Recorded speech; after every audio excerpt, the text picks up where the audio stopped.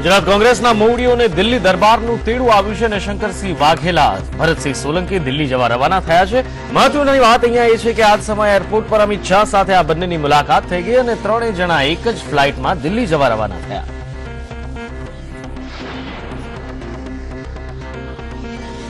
આજે વિધાનસભા ગૃહના છેલ્લા દિવસે પણ વિપક્ષનો હોબાળો યથાવત રહ્યો। જો કે હોબાળા વચ્ચે એમબી શાહ કમિશનનો અહેવાલ વિધાનસભાના મેજ પર મુકાયો।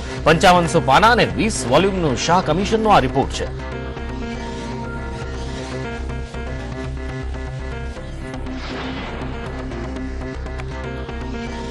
અમદાવાદ સિવિલ બ્લાસ્ટના આરોપી યાસીન ભટકલનો અમદાવાદ ક્રાઇમ બ્રાન્ચે કબજો લીધો છે। યાસીન ભટકલને અમદાવાદ લાવવા દિલ્હીથી ક્રાઇમ બ્રાન્ચ રવાના થઈ ગઈ છે, જેથી થોડા જ કલાકોમાં ભટકલને અમદાવાદ લઈ આવવામાં આવશે।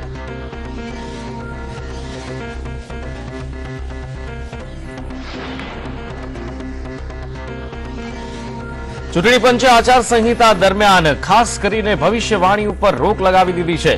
તો સાથે જ આગળ વાત કરીએ તો રામ જન્મભૂમિ વિવાદ પર રોજ સુનાવણી થશે કે નહીં, આ મુદ્દે સુપ્રીમ કોર્ટે નિર્ણય સંભળાવી શકે છે। ભાજપના સાંસદ સુબ્રમણ્યમ સ્વામી જલ્દી સુનાવણી થાય તે માટે અરજી કરી શકે છે।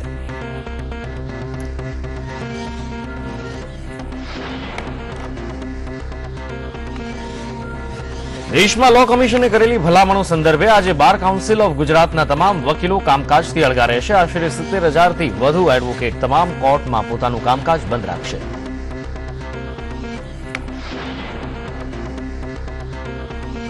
સુરતમાં હવસના 7 હેવાનોએ મુંબઈની યુવતી પર ગેંગરેપ કર્યો હોવાની ઘટના સામે આવી છે। અડાજણ વિસ્તારમાં યુવતીનું અપહરણ કરી કડોદરાના ફાર્મ હાઉસમાં લઈ ગયા હતા। બેદરકાર અડાજણ પોલીસે 24 કલાક બાદ પીડિતાની ફરિયાદ નોંધી।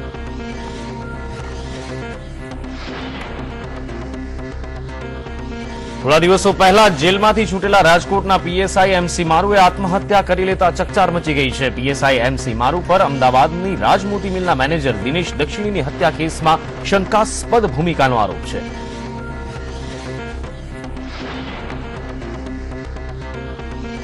રાજકોટ ક્રાઇમ બ્રાન્ચે 500 પેટીથી વધુનો દારૂનો જથ્થો ઝડપી પાડ્યો છે। પાણીના ટેન્કરમાં 250 પેટી દારૂ અને બિયરનો જથ્થો જપ્ત કરવામાં આવ્યો છે, તો અન્ય 250 પેટી દારૂ રતનપર પાસે વાડીમાંથી ઝડપી પાડ્યો છે।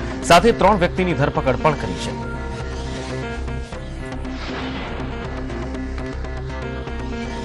સુપ્રીમ કોર્ટે 29મી તારીખે ભારત સ્ટેજ 3 એટલે કે BS3 વાહનોના વેચાણ અને રજીસ્ટ્રેશન પર પ્રતિબંધ મૂકતો આદેશ આપ્યો છે। દેશભરમાં વધી રહેલ પ્રદૂષણને ધ્યાનમાં રાખી સુપ્રીમ કોર્ટે આ નિર્ણય લીધો છે, જેનાથી 1 એપ્રિલથી સમગ્ર ભારતમાં આ નિયમ લાગુ થઈ જશે અને BS3 ટુ વ્હીલરોનું વેચાણ બંધ થઈ જશે।